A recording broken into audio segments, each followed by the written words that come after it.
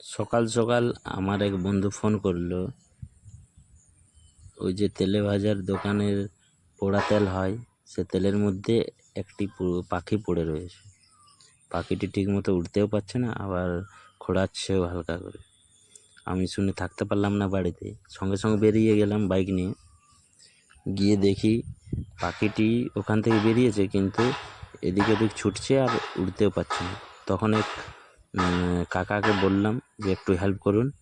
কাকা আর আমি দুজন মিলে পাখিটিকে ধরলাম এবং নিউজ পেপার দিয়ে ধরলাম, কারণ ও পাখিটি কামড়াচ্ছিল। তারপর দুজন মিলে পাখিটিকে দেখলাম যে কী অবস্থায় আছে, কি করা যেতে পারে। অনেক কথাবার্তা করার পরে দুজন মিলে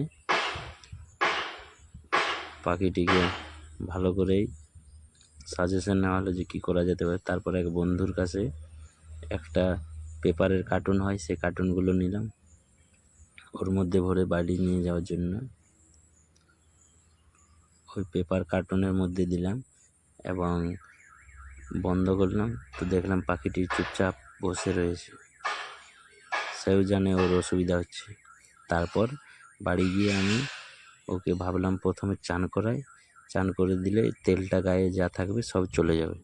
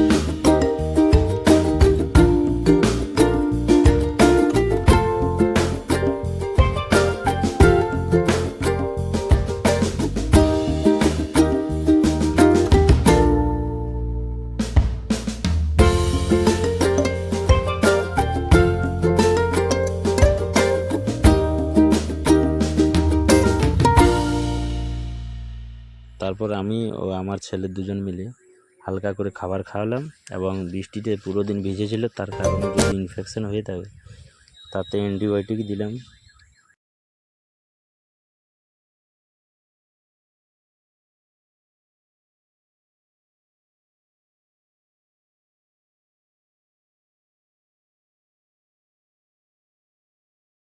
কিছুক্ষণ পর আবার দেখি পাখিটি ঠিক খাওয়া দাওয়া শুরু করে দিয়েছে। তাও ভাবলাম দু একদিন রেখে নিই, তারপর ছেড়ে দেওয়া যাবে।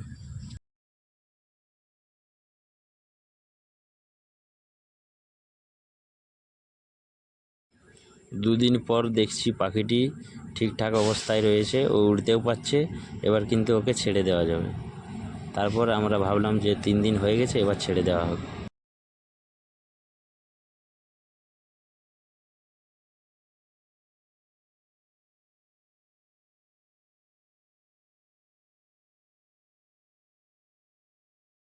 3 দিন পর ভাবলাম আজ পাখিটিকে ছেড়ে দেওয়া হবে।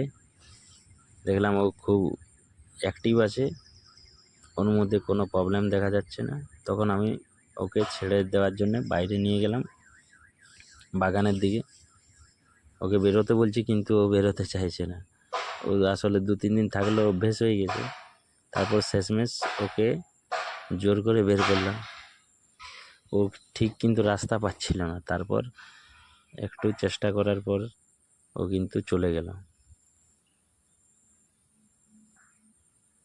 চলে যাওয়ার পরে কিন্তু ও একবার ডাকলো, থ্যাংক ইউ বললো।